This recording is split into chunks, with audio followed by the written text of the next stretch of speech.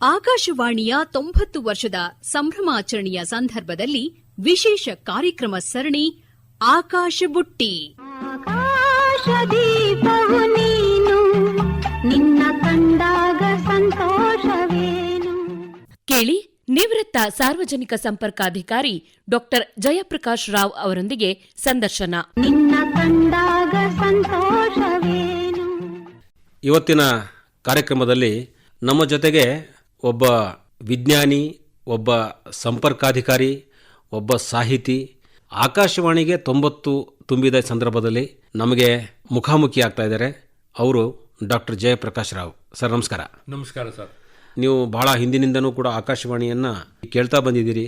ಈ ಆಕಾಶವಾಣಿ ಅಂತಂದರೆ ಇಷ್ಟು ಪ್ರಭಾವಿತವಾದಂಥ ಮಾಧ್ಯಮ. ಈ ಮಾಧ್ಯಮದಿಂದ ನಮಗೆ ವೃತ್ತಿನಲ್ಲಿ ಏನೇನು ಸಹಾಯಕಾರಿ ಆಯಿತು? ಈಗ ತಾವು ಸಂಪರ್ಕಾಧಿಕಾರಿಯಾಗಿ ಕೆಲಸ ಮಾಡ್ತಿದ್ರಿ, ಹೇಗೆ ರೇಡಿಯೋ ಕೇಳ್ತಿದ್ರಿ? ಆ ಅನುಭವಗಳು ನಿಮಗೆ ನೆನಪಿದೆಯಾ? ಖಂಡಿತವಾಗಿ ಅದು ನಮಗೆ ನೆನಪಿದೆ. ನಾವೆಲ್ಲ ಮೂಲತಃ ಹಳ್ಳಿ ಮೂಲದಿಂದ ಬಂದವರು. ಗ್ರಾಮೀಣ ವಲಯದಲ್ಲಿ ಶಾಲೆಗೆ 6 ಕಿಲೋಮೀಟರ್ ನಡ್ಕೊಂಡು, ನಮಗೆ ಆಗ ಹೊರಗಿನ ಪ್ರಪಂಚಕ್ಕಿದ್ದ ಏಕಮಾತ್ರ ಜ್ಞಾನದ ಕುಂಡಿ ಅಂತ ಹೇಳಿದ್ರೆ ಆಕಾಶವಾಣಿ. ಹೀಗಾಗಿ ನಮಗೆ ವಾರ್ತಾ ಘೋಷಕರ ಹೆಸರು, ವಾರ್ತೆಯನ್ನು ಓದುವ ಶೈಲಿ, ಆಮೇಲೆ ಅಷ್ಟು ಕಡಿಮೆ ಅವಧಿಯಲ್ಲಿ ಹಲವು ವಾರ್ತೆಗಳನ್ನು ಬಿತ್ತರಿಸುವ ಅವರ ಪ್ರೌಢಿಮೆ ಆಗಲಿ ಅಥವಾ ಆ ಒಂದು ಶಿಸ್ತು ಖುಷಿ ಆಗ್ತಿತ್ತು. ಆಮೇಲೆ ಆ ಮಾತುಗಾರಿಕೆಯನ್ನು ನಾವು ಎಲ್ಲೋ ಒಂದು ಕಡೆ ನಮಗೆ ಅದು ಪ್ರೇರಣೆ ನೀಡ್ತಿತ್ತು. ಅಂದ್ರೆ ವಿಷಯ ತುಂಬಾ ಇದ್ರೂ ಕೂಡ ಕಡಿಮೆ ಅವಧಿಯಲ್ಲಿ ಆಯ್ದ ಶಬ್ದಗಳಲ್ಲಿ ಭಾಷೆಯನ್ನು ದುಡಿಸಿ ಮಾತಾಡೋದು, ಮತ್ತೆ ಆ ಧ್ವನಿಯ ಏರಿಳಿತ, ಇದು ಮುಖ್ಯ. ನಾವು ಉದ್ಘೋಷಕರಂತ್ರ ನಾವು ಮಕ್ಕಳಾಗಿರುವಾಗಲೇ ನಾನು ಕಂಡುಕೊಂಡಿದ್ದೆ. ಎರಡನೇದು ಕ್ರಿಕೆಟ್ ಅಂತ ಎಲ್ಲ ನಮ್ಮ ಉತ್ಸಾಹ ಇದ್ದದ್ದು ಆಕಾಶವಾಣಿಯ ಕಾಮೆಂಟ್ರಿ. ಯಾಕೇಳಿದ್ರೆ ನಾವು ಈಗ ಟಿವಿಯನ್ನಾದ್ರೂ ಕಣ್ಣು ಹಾಯಿಸಿ ಆಚೆ ಹೋಗಿ ಕಾಫಿ ಕುಡಿದು ಬಂದೆವು. ಆ ದಿನಗಳಲ್ಲಿ ದೊಡ್ಡ ಒಂದು ಮ್ಯಾಚ್ ಆಗ ಆಕಾಶವಾಣಿಯ ರೇಡಿಯೋದಲ್ಲಿ ಎದುರೇ ನಾವು ಜಂಡ ಹುಡ್ತಿದ್ದೆವು.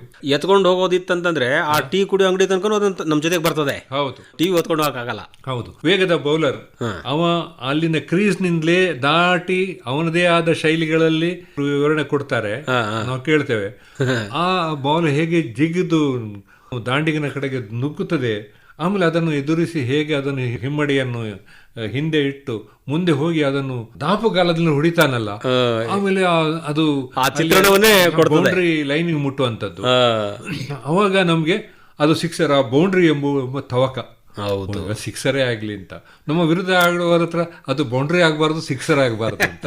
ಇದೆಲ್ಲ ಅವರ ಮಾತುಗಾರಿಕೆ ಏನು ನಾವು ರೇಡಿಯೋದಲ್ಲಿ ಕೇಳ್ತೇವಲ್ಲ, ಅಷ್ಟೊಂದು ಆಶ್ಚರ್ಯಚಕಿತರಾಗಿ ನಮಗೆ ಮಾಡ್ತಾ ಇದ್ರು. ಹಲವು ಸಂಗೀತದ ಪ್ರಾಕಾರಗಳನ್ನು ನಾವು ಕಂಡುಕೊಂಡದೇ ಆಕಾಶವಾಣಿ. ಬೆಳಗಿನ ಕಾರ್ಯಕ್ರಮ ಪ್ರಾರಂಭವಾಗ ಮೊದಲು ನೀವು ಸಿಗ್ನೇಚರ್ ಟೋನ್ ಅಂತ ಹೇಳ್ತೀವಿ, ಆ ಮುಖ್ಯ ಆ ವಾಹಿನಿ ನನ್ನ ಕಿವಿಯಲ್ಲಿ ಇನ್ನೂ ಕೇಳ್ತಾ ಉಂಟು. ಇದು ಆಕಾಶವಾಣಿ ಬೆಂಗಳೂರು ಸಹಪ್ರಸಾರ ಅಂತ ಹೇಳಿದ ಕೂಡ ನಾವು ಸಿದ್ಧರಾಗ್ತೇವೆ ಕೇಳಲಿಕ್ಕೆ. ವಾರ್ತೆಗಳಿಗೆ ಅಂತೂ ಇದು ನಮಗೆ ಬಹಳ, ಎಲ್ಲಾ ದೇಶ ಜಗತ್ತಿನ ವಾರ್ತೆಗಳಿಗೆ ನೆರವು ಕೊಡ್ತಿತ್ತು. ಒಂದು ಲೆಕ್ಕದಲ್ಲಿ ನಮ್ಮ ಅಧ್ಯಯನಶೀಲತೆ ಜಾಸ್ತಿ ಮಾಡಿದರು. ನಮ್ಮ ಏನು ಹೇಳ್ತಿದೆ ಇಂಟೆಲಿಜೆನ್ಸ್, ವಿಚಾರ ಸಂಪತ್ತನ್ನು, ಕ್ರಿಕೆಟ್ ಇರ್ಬೋದು, ಸಂಗೀತ ಇರ್ಬೋದು, ಸಿನಿಮಾ ಇರ್ಬೋದು, ವಿವಿಧ ಹೆಸರುಗಳಿರ್ಬೋದು ದೇಶದ್ದು, ಇದೆಲ್ಲ ನಮಗೆ ನಾವು ಆಕಾಶವಾಣಿಯಲ್ಲೇ ಕೇಳ್ತದ್ದು. ಹೌದೌದು, ಅಂದ್ರೆ ಪ್ರತಿಯೊಬ್ಬರಿಗೂ ವೇದಿಕೆ ಅದು. ಹೌದು, ಜಾನಪದ ಕಲಾವಿದರಾಗಿರ್ಬೋದು, ಸಂಗೀತಗಾರರಾಗಿರ್ಬೋದು, ಭಾಷಣಕಾರರಾಗಿರ್ಬೋದು, ಕಾದಂಬರಿಕಾರರಾಗಿರ್ಬೋದು, ಹೌದು, ಎಲ್ಲಾ ಪ್ರಕಾರದ ವಿಚಾರಗಳನ್ನ ಇಂಥದ್ದೊಂದು ವಿಷಯ ಬಿಟ್ಟೇ ಇಲ್ಲ. ಹೌದು. ಆಮೇಲೆ ಆಗ ಕ್ಯಾಸೆಟ್ ನ ಪ್ರಪಂಚ ಬಂದಿರಲಿಲ್ಲ. ನಮಗೆ ಒಂದು ವೇಳೆ ಥಿಯೇಟರ್ನಲ್ಲಿ ಹೋಗಿ ನೋಡಿ ಸಿನಿಮಾಗಳನ್ನು, ಅಲ್ಲಿರೋ ಸಂಗೀತವನ್ನು ಆಸ್ವಾದಿಸಿ ಹೊರಗೆ ಬಂದಾಗ ಮತ್ತೆ ಕೇಳಬೇಕಂತ ಹೇಳಿದ್ರೆ ನಮಗೆ ಆಕಾಶವಾಣಿಯಲ್ಲಿ ಕೇಳ್ತಾ ಇದ್ದೆವು. ನೀವು ಬಯಸಿದ ಹಾಡು ಅಥವಾ ನೀವು ಮರೆತ ಹಾಡು ಅಂತ ಹಿಂದಿಯಲ್ಲಿ. ನಮಗೆ ಇಷ್ಟು ಖುಷಿ ಆಯ್ತು ಹೇಳಿದ್ರೆ, ಒಂದು ತಾವು ಮಾತಾಡುವ ಶೈಲಿ, ವಿಚಾರಧಾರೆ, ಇದೆಲ್ಲ ಅದರಲ್ಲಿ ಸ್ವಲ್ಪ ಪಾಸ್ ಕೊಡ್ತಾರೆ, ಅವರು ಮೌನವಾಗಿರ್ತಾರೆ. ಇವೆಲ್ಲ ಮೇಳೈಸಿ ಮಾತುಗಾರಿಕೆ ಎಂಬುದು ಎಷ್ಟು ಮುದ ಕೊಡ್ತದೆ ಮನಸ್ಸಿಗೆ ಅಂತ ಹೇಳಿದ್ರೆ, ನಮ್ಮ 100% ನಮ್ಮ ಚಿತ್ತ ಆ ಕಡೆ ಇರ್ತದೆ, ಕಲ್ಪನೆಗೆ ಅನುವು ಮಾಡಿಕೊಡ್ತದೆ. ಹೌದು ಹೌದು. ಹಾಗಾಗಿ ಈ ನಾವು ನಮ್ಮ ವಾರ್ತಾ ಮಾಧ್ಯಮ ಅಲ್ಲದೆ ನಮ್ಮ ಮನೋರಂಜನಾ ಕೇಂದ್ರವಾಗಿ ಕೂಡ ನಾವು ತಗೊಂಡಿದ್ದೆವು. ನಮ್ಮ ಜೀವನದಲ್ಲಿ ಎಷ್ಟು ಹಾಸೋಕ್ಕಾಗಿತ್ತು ಅಂತ ಹೇಳಿದ್ರೆ, ಮುಂದಿನ ದಿನಗಳಲ್ಲಿ ನಮಗೆ ಪಾಕೆಟ್ ರೇಡಿಯೋ ಬಂದ ಮೇಲೆ ನಮ್ಮ ಜೋಬಲ್ಲಿ ಯಾವಾಗಲೂ ಪಾಕೆಟ್ ರೇಡಿಯೋ ಇತ್ತು. ಹೌದು, ಇವತ್ತು ಮೊಬೈಲ್ ಇದೆ, ಹಂಗ ಆವಾಗ ಪಾಕೆಟ್ ರೇಡಿಯೋ ಇರ್ತಿತ್ತು. ಹೌದು, ಈ ಪಾಕೆಟ್ ರೇಡಿಯೋಗಳು ಯಾರಿಗೂ ಹಾನಿ ಇರಲಿಲ್ಲ, ಯಾವುದೇ ತೊಂದರೆಗಳಿರಲಿಲ್ಲ. ನಾವು ಹಾಯಾಗಿದ್ದೆವು. ಮತ್ತೆ ಸಂಗೀತ ಕಾರ್ಯಕ್ರಮ, ಶಾಸ್ತ್ರೀಯ, ಹಿಂದೂಸ್ತಾನಿ, ಕರ್ನಾಟಕಿ, ಬೇರೆ ಬೇರೆ ಶೈಲಿಗಳ ಸಂಗೀತಗಳ ಏನು ಅಂತ ನಮಗೆ ಗೊತ್ತಾದ್ದೇ ಅದರಿಂದ. ಈಗ ತಾವು ಆಕಾಶವಾಣಿ ಕಾಲಿಟ್ಟಿದ್ದು ಎಲ್ಲಿ, ಯಾವ ಕೇಂದ್ರದಲ್ಲಿ ನಿಮ್ಮ ಮೊದಲ ಭಾಷಣ ಪ್ರಸಾರ ಆಯಿತು ನೆನಪಿದೆಯಾ? ನಾನು ಮೊದಲು ಆಕಾಶವಾಣಿಗೆ ನನಗೆ ಸಂಪರ್ಕ ಆದದ್ದು ಮಂಗಳೂರು ನಗರದ ಬಾನುಲಿ ಕೇಂದ್ರ. ಬಹುಶಃ 1974-75. ಏನು ಭಾಷಣ ಮಾಡಿದ್ರಿ, ಏನು ವಿಷಯ ಕೊಟ್ಟಿದ್ರಿ? ಅವಾಗ ದಕ್ಷಿಣ ಕನ್ನಡ, ಸಮಗ್ರ ಅವಿಭಾಜಿತ ದಕ್ಷಿಣ ಕನ್ನಡ ಜಿಲ್ಲೆ, ಉಡುಪಿ ಕೂಡ ಸೇರಿತ್ತು. ಅಲ್ಲಿ ಅವರು ಪೊಲೀಸ್ ಅಧೀಕ್ಷಕರು ಒಬ್ಬರೇ ಇದ್ದಾರೆ, ವರಿಷ್ಠಾಧಿಕಾರಿ. ಪೊಲೀಸ್ನ ಕಾರ್ಯವೈಖರಿ ಬಗ್ಗೆ ಮತ್ತೆ ಇಲ್ಲಿಯ ಸ್ಥಳೀಯ ತೊಂದರೆಗಳ ಬಗ್ಗೆ ಒಂದು ವಿಚಾರ ವಿನಿಮಯ ಮಾಡುವಾಗ ನನ್ನವರು ಸಾರ್ವಜನಿಕ ಚಟುವಟಿಕೆಗಳಿದ್ದ ಕಾರಣ ನನ್ನನ್ನು ಅವರು ಒಂದು ಚರ್ಚೆಯಲ್ಲಿ ನಿಮ್ಮನ್ನು ಕೂಡ ಸೇರಿಸ್ಕೊಂಡ್ರು. ಹೀಗಾಗಿ ನಾನು ಸಂಪರ್ಕ ಅಧಿಕಾರಿಯಾಗಿ ನಿಮ್ಮ ಒಂದು ಪಾತ್ರ ಅಲ್ಲಿ ನಿರ್ವಹಿಸಬೇಕಾಯಿತು. ಹಾಗೆ ಅಲ್ಲಿ ಪ್ರಾರಂಭ ಆಯಿತು ಆ ದಿನಗಳು. ಆಮೇಲೆ ನಾನು ಬ್ಯಾಂಕ್ ಮತ್ತು ಉಳಿದಂತ ದೊಡ್ಡ ದೊಡ್ಡ ಸಂಸ್ಥೆಗಳಿಗೆ ಸೇರಿದ ಮೇಲೆ ಅಲ್ಲಿಯ ವಿಚಾರಗಳು ಮತ್ತೆ ಅಲ್ಲಿ ನಡೆಯುವಂತ ಕೆಲಸದ ಬಗ್ಗೆ ನನ್ನನ್ನು ಕರೆಸಿ ಕೇಳಲಿಕ್ಕೆ ಪ್ರಾರಂಭ ಮಾಡಿದ್ರು. ಹಾಗಾಗಿ ನಿರಂತರವಾಗಿ ನಾನು ವೈಜ್ಞಾನಿಕವಾಗಿ ಎಲ್ಲ ವಿಚಾರಗಳ ಬಗ್ಗೆ ನಾನು ಆಕಾಶವಾಣಿಯಲ್ಲಿ ಬಹಳ ಬಾರಿ, ನಾನು ಮುಖ್ಯವಾಗಿ ಮಂಗಳೂರು ಆಕಾಶವಾಣಿ ನಾನು ಪಾಲ್ಗೊಂಡಿದ್ದೇನೆ. ಆ ಬಳಿಕ ನಾವು ಉದ್ಯೋಗ ನಿಮಿತ್ತ ಇಲ್ಲಿ ಬೆಂಗಳೂರಿಗೆ ಬಂದಾಗ ಬೆಂಗಳೂರು ಆಕಾಶವಾಣಿಯಲ್ಲೂ ಮಾತಾಡಿದ್ದೆ. ಓಕೆ. ಅಂದ್ರೆ ವಿಜ್ಞಾನ ಕಾರ್ಯಕ್ರಮದಲ್ಲಿ ಭಾಗವಹಿಸ್ತಿದ್ರಾ? DRDO ಅದ್ರ ಜೊತೆಗಿನ ಒಂದು ಸಂಪರ್ಕ ಇದ್ದ ಕಾರಣಕ್ಕಾಗಿ. ಉದಾಹರಣೆಗೆ ಒಂದು ಉಪಗ್ರಹ ಜನಸಾಮಾನ್ಯರಿಗೆ ಕ್ಲಿಷ್ಟವಾದ ವೈಜ್ಞಾನಿಕ ಮಾಹಿತಿಯನ್ನು ಸರಳವಾಗಿ ಜನರಿಗೆ ಮುಟ್ಟಿಸೋದು. ಈಗ ಕ್ಷಿಪಣಿ ಎಂಬುದು ಅವರಿಗೆ ರಾಕೆಟ್ ಅಂತ ಗೊತ್ತು, ಯುದ್ಧಗಳು ನಡೆಯುವಾಗ ಗೊತ್ತಾಯ್ತು ಅವರಿಗೆ. ಪೇಟ್ರೇಟ್ ಮಿಸೈಲ್ ಅಲ್ಲಿ ಕುವೈಟ್ ಅಲ್ಲಿ ನಡೆಯುವಾಗ ಅಲ್ಲಿವರೆಗೆ ಜನರಿಗೆ ಗೊತ್ತಿರಲಿಲ್ಲ. ಅವರಿಗೆ ಬ್ಯಾಲಿಸ್ಟಿಕ್ ಮಿಸೈಲ್ಗಳು ಹೇಳಿದ್ರೆ ಅರ್ಥ ಆಗೋದಿಲ್ಲ. ಅವಾಗ ನಾವು ಖಂಡಾಂತರ ಕ್ಷಿಪಣಿ ಅಂತ ಹೇಳಿ ಅದರ ಏನು ಹೇಳಬೇಕು. ಈ ಅತೀ ಜಟಿಲವಾದ ವೈಜ್ಞಾನಿಕ ವಿಚಾರಗಳನ್ನು ಸರಳವಾಗಿ ಜನರಿಗೆ ಮುಟ್ಟಿಸಬೇಕಾದ ಆಗ ಆಕಾಶವಾಣಿ ನಮ್ಮ ಕೈಲಿತ್ತು. ಆಕಾಶವಾಣಿಯವರಿಗೂ ಹಾಗೆ ಯಾರು ಈತನ್ನು ಸರಳವಾಗಿ ಹೇಳುವಕ್ಕೆ ಸಾಧ್ಯ ಇದೆ ಅಂತವ್ರು ಬಂದು ಮಾತಾಡಿದರೆ ಒಂದು ವಿಚಾರದಲ್ಲಿ ನಾವು ಸಾರ್ವಜನಿಕರನ್ನು ಈ ವಿಚಾರದಲ್ಲಿ ಅವರಿಗೆ ನಾವು ಜ್ಞಾನಾಂತಿಯನ್ನು ಮಾಡ್ತಿದ್ದೆವು. ಆ ಕೆಲಸಕ್ಕೆ ನಮಗೆ ನಾವು ಬರ್ತಿದ್ವಿ. ಆ ಕೆಲಸವನ್ನ ಎಲ್ಲಾ ಕಡೆನೂ ಕೂಡ ಮಾಡ್ತಾ ಬಂದ್ರು ಅಂತ ಹೇಳ್ಬೋದು. ಈ ವಿಜ್ಞಾನ ಕೇಂದ್ರಗಳ ಮೂಲಕವಾಗಿ ವೈಜ್ಞಾನಿಕ ವಿಚಾರಗಳನ್ನು ತುಂಬ ಸರಳವಾದ ಭಾಷೆಯಲ್ಲಿ ಆ ಭಾಗದ ಜನರಿಗೆ, ವಿದ್ಯಾರ್ಥಿಗಳಿಗೆ, ಸಾರ್ವಜನಿಕರಿಗೆ ತಿಳಿಸಿ ಹೇಳೋ ಕೆಲಸ ಆಗಲೂ ಇತ್ತು, ಈಗಲೂ ಕೂಡ ನಡೀತಾನೆ ಬಂದಿದೆ. ಆ ದಿಶೆಯಲ್ಲಿ ಅನೇಕ ಪುಸ್ತಕಗಳನ್ನು ಬರೆದಿದ್ದಾರೆ.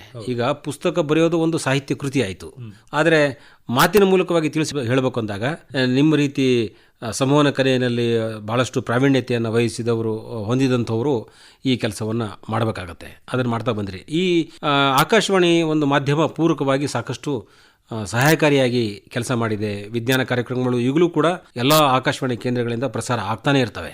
ಈಗ ಆಕಾಶವಾಣಿ ದೀರ್ಘಕಾಲ ತನ್ನ ಒಂದು ಸೇವೆಯನ್ನು ಸಲ್ಲಿಸ್ತಾ ಇವತ್ತು 90 ವರ್ಷ ಕಳೆದಿದೆ. ಅಂದರೆ ಆಕಾಶವಾಣಿ ಜೊತೆಗೆ ಭಾಷಣ ಕೊಡ್ತಾ ನಮ್ಮ ವೈಯಕ್ತಿಕ ಕೆಲವು ಅಭ್ಯಾಸಗಳನ್ನು ಹೇಗೆ ಹೆಚ್ಚಿಸ್ಕೊಳ್ಳೋಕೆ ಅನುವಾಯಿತು? ನಿಮ್ಮ ವೈಯಕ್ತಿಕ ವಿಚಾರಗಳು ಅಂದರೆ ನೀವು ಬರೆದಂಥ ಕೃತಿಗಳು ಎಷ್ಟು ಪ್ರಮಾಣದಲ್ಲಿ ಮುಂದೆ ಬಂತು, ಮತ್ತು ದೊಡ್ಡ ದೊಡ್ಡ ವ್ಯಕ್ತಿಗಳ ಜೊತೆಗೆ ಒಂದು ಒಡನಾಟ ಹೇಗೆ ಆಕಾಶವಾಣಿ ಮೂಲಕವಾಗಿ ಹೇಳಲಿಕ್ಕೆ ಅನುಕೂಲ ಆಯಿತು?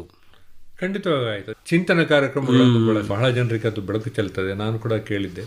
ಮುಂದೊಂದು ದಿನ ಇದೇ ಆಕಾಶವಾಣಿಯಲ್ಲಿ ಚಿಂತನ ಕಾರ್ಯಕ್ರಮ ಮಾತಾಡಲಿಕ್ಕೆ ಬರ್ತೇನೋ ಎಂಬುದು ವಿಚಾರ ನನ್ನ ತಲೆಯಲ್ಲಿ ಇರಲಿಲ್ಲ. ಆದರೆ ಆ ದಿವಸ ಕೂಡ ಬಂತು. ಹಲವು ಬಾರಿ ನಾನು ಚಿಂತನಾ ಕಾರ್ಯಕ್ರಮಗಳಲ್ಲಿ ಬಳಸುತ್ತೆ. ಕಾಮಧೇನು ವಿವಿಧ ಶೀರ್ಷಿಕೆಯಲ್ಲಿ ನನ್ನನ್ನು ತೊಡಗಿಸಿಕೊಂಡದ್ದು ಆಕಾಶವಾಣಿ. ಮೂಲಭೂತವಾಗಿ ಬರವಣಿಗೆ ಇಲ್ಲದೆ, ಬರೆದುಕೊಂಡು ಬಾರದೆ ಏನು ಸ್ವತಂತ್ರವಾಗಿ ಮಾತಾಡುವ ಒಂದು ಕಲೆ ಇದೆಯಲ್ಲ, ನಿರ್ದಿಷ್ಟ ಅವಧಿಯಲ್ಲಿ ಗರಿಷ್ಠ ಮಟ್ಟದಲ್ಲಿ ಪ್ರಭಾವ ಬೀರುವಂತ ನಮ್ಮ ಭಾಷೆಯನ್ನು ಬಳಸಿಕೊಂಡು ಕನ್ನಡದಲ್ಲಿ ಸ್ಪಷ್ಟವಾಗಿ ಮಾತಾಡಲಿಕ್ಕೆ ಒಂದು ಅಭ್ಯಾಸ ಆದದ್ದೇ ನನಗೆ ಆಕಾಶವಾಣಿಯಲ್ಲಿ. ಹೀಗಾಗಿ ನಡುವೆ ನಾವು ಇಂಗ್ಲಿಷ್ ಪದಗಳ ಬಳಕೆ ಮಾಡದೇ ಇರುವುದು, ಆಮೇಲೆ ಸರಿಯಾದ ಪದಗಳಿಗೆ ಹುಡುಕಾಟ ನಡೆಸದೆ ತಡವರಿಸದೆ ಮಾತನಾಡುವುದು, ಆಮೇಲೆ ವಾಯ್ಸ್ ಮಾಡ್ಯುಲೇಷನ್ ಅಂತ ಹೇಳ್ತೇವೆ ನಾವು. ಇವೆಲ್ಲವೂ ನನಗೆ ಫಲಪ್ರದವಾಗಿ ಬಂದದ್ದು ಆಕಾಶವಾಣಿಯಿಂದ. ನನ್ನನ್ನು ಬಳಸಿಕೊಂಡಿದ್ದಾರೆ 3 ಕೇಂದ್ರಗಳು, ಅದು ನಾನು ಮರೆಯುವ ಹಾಗಿಲ್ಲ. ಇವತ್ತೇನು ನಾನು ಸಣ್ಣ ಮಟ್ಟಿನಲ್ಲಿ ಸ್ಪಷ್ಟವಾಗಿ ಮಾತಾಡ್ಲಿಕ್ಕೆ ಅಭ್ಯಾಸ ಆಯ್ತಾ ಅಂತ ಇದ್ರೆ ನನಗೆ ಆಕಾಶವಾಣಿ ದೊಡ್ಡ ಗುರು, ಪ್ರೇರಣೆಯಾಗಿದೆ. ಅದು ಸಾಕಷ್ಟು ನಿಮಗೆ ಸಹಾಯಕಾರಿಯಾಗಿದೆ ಅಂತ ಹೇಳ್ಬೋದು. ಸಂಗೀತಕ್ಕೆ ಪ್ರೇರಣೆ ಕೊಟ್ಟಿದ್ದಾಗಿರ್ಬೋದು, ನಮ್ಮ ವಾಗ್ಮಿ ಶೈಲಿಯನ್ನು ಹೆಚ್ಚಿಗೆ ಮಾಡಲಿಕ್ಕೆ ಅನುವು ಕೊಟ್ಟಿದ್ದಾಗಿರ್ಬೋದು, ಅಥವಾ ಕಲ್ಪನಾ ಶಕ್ತಿಗೆ ಇಂಬು ಕೊಟ್ಟಂತಹ ಮಾಧ್ಯಮ ಆಗಿರ್ಬೋದು. ಎಲ್ಲದಕ್ಕೂ ಆಕಾಶವಾಣಿ ಬಹಳಷ್ಟು ಜನರಿಗೆ ಪ್ರೇರಣೆಯಾಗಿದೆ ಅಂತನ್ನುವಂತಹ ವಿಚಾರ. ಸಂಪರ್ಕಾಧಿಕಾರಿಯಾಗಿ ಸಾರ್ವಜನಿಕ ಸಂಪರ್ಕ ಅಂತಂದರೆ ಇನ್ನಷ್ಟು ಹೆಚ್ಚು ವಿಚಾರಗಳನ್ನು ಸರಳವಾಗಿ ಹೇಳುವಂತಹ ಕೆಲಸ ಆಗುತ್ತೆ. ಆಕಾಶವಾಣಿ ಕೂಡ ಸಂಪರ್ಕನೇ, ಒಂದು ಮಾಧ್ಯಮ ಕೊಂಡಿಯಾಗಿ ಕೆಲಸ ಮಾಡುತ್ತೆ. ಬೇರೆ ಬೇರೆ ವಿಚಾರಗಳನ್ನು ಬೇರೆ ಬೇರೆ ಆಡಿಯನ್ಸ್ಗಳಿಗೆ ಹೋಗ್ತದೆ. ಟಾರ್ಗೆಟ್ ಆಡಿಯನ್ಸ್ ಅಂತ ಏನಂತೀವಲ್ಲ, ಮಕ್ಕಳಿಗೆ, ಮಹಿಳೆಯರಿಗೆ, ವೃದ್ಧರಿಗೆ ಮತ್ತು ಯುವಕರಿಗೆ, ಹೀಗೆ ಬೇರೆ ಬೇರೆ. ಇದು ಎಷ್ಟು ಈಗ ಅವಶ್ಯಕತೆ ಇದೆ, ಮುಂದೆ ಎಷ್ಟು ಬೇಕಾಗ್ತದೆ ನಮಗೆ ಈಗ. ಯಾಕಂದರೆ ಪ್ರತಿಯೊಂದು ಕೂಡ ಒಂದು ಕ್ಷಣದಲ್ಲಷ್ಟೇ ನೋಡಿ ಮುಂದೆ ಸಾಗುವಂಥ ಕಾಲ ಇದು, ಮೊಬೈಲ್ ಕಾಲದಲ್ಲಿ. ಆಕಾಶವಾಣಿಯ ಮಹತ್ವ ಎಷ್ಟು ಇದೆ ಇನ್ನು? ಆಕಾಶವಾಣಿ ಇಂದು ಬಹಳ ಪ್ರಸ್ತುತವಾಗಿ ಜನರಿಗೆ ವಾರ್ತೆ ಮತ್ತು ಹಲವು ವಿಚಾರಗಳನ್ನು ತಿಳಿಸುವಲ್ಲಿ ತನ್ನ ಪ್ರಾಮುಖ್ಯತೆಯನ್ನು ಕಳೆದುಕೊಳ್ಳಿಲ್ಲ ಅಂತ ಹೇಳ್ತಾನೆ. ಯಾಕಂದರೆ ನಾನೀಗ ಒಂದು ಹಳ್ಳಿಯ ಅಥವಾ ಸಾಧಾರಣ ಮಟ್ಟದ ಒಂದು ಪೇಟೆಯ ಒಂದು ಚಾದ ಅಂಗಡಿಗೆ ಹೋದ್ರೆ ಅಲ್ಲಿ ಆಕಾಶವಾಣಿ ಅಂದ್ರೆ ಜನಸಾಮಾನ್ಯರು ಬಳಸ್ತಾ ಇದ್ದಾರೆ. ಹೌದು, ಇವರು ಟಿವಿಯಲ್ಲಿ ಆದರೂ ನೋಡಿ ಬೇಸ, ಇವನೇನಪ್ಪ ಯಾವಾಗ್ಲೂ ಹಾಕ್ತಾನಂತ ಹೇಳಿ ಪುನರಾವರ್ತನೆ ನಡೀತಾ ಇರ್ತದೆ. ಇಲ್ಲಿ ಏನಾಗ್ತದೆ ಹೇಳಿದ್ರೆ, ಅವನು ಚಹಾ ಕುಡಿದ್ರು ಏನಾದ್ರು ಮಾಡುವಾಗ ಕಿವಿಯಲ್ಲಿ ಬೀಳ್ತದೆ ವಾರ್ತೆಗಳು, ದೇಶೀಯವಾಗಿ ಅಂತರ್ದೇಶೀಯ ಜಾಗತಿಕ ನ್ಯೂಸ್ಗಳು ವಾರ್ತೆ ಅಯಾಚಿತವಾಗಿ ಬಂದು ಸೇರುವ ಕಾರಣ ತಲೆಯಲ್ಲಿ ಹೋಗ್ತದೆ. ಆಮೇಲೆ ಇನ್ನೊಂದು, ಎಲ್ಲ ಮಾಧ್ಯಮಗಳಿಂದಲೂ ಹೆಚ್ಚು ಜನರು ಆಕಾಶವಾಣಿ ವಾರ್ತೆಯನ್ನು ನಂಬುತ್ತಾರೆ. ಹಾಗೆ ದೂರದರ್ಶನ ಕೂಡ ಇರ್ಬೋದು. ಈ ಆಕಾಶವಾಣಿಲಿ ಬಂದ ವಾರ್ತೆಗಳು ಸತ್ಯಕ್ಕೆ ಬಹಳ ಹತ್ತಿರವಾಗಿ ನಿಖರವಾಗಿದೆ. ಹಾಗಾಗಿ ನಮ್ಮ ಮಹಿಳೆ ಒಬ್ಬಳು ಗೃಹಿಣಿ ಮನೆಯಲ್ಲಿ ಚಹಾ ಮಾಡಿಕೊಂಡು ಪಾತ್ರೆಯನ್ನು ಆಚೆ ಇಟ್ಕೊಂಡು ದೈನಂದಿನ ಕೆಲಸಗಳನ್ನು ಮಾಡುತ್ತಾ ಆಕಾಶವಾಣಿ ಇಡೀ ಕೇಳ್ತಾ ಇರ್ತಾಳೆ ಅವಳು.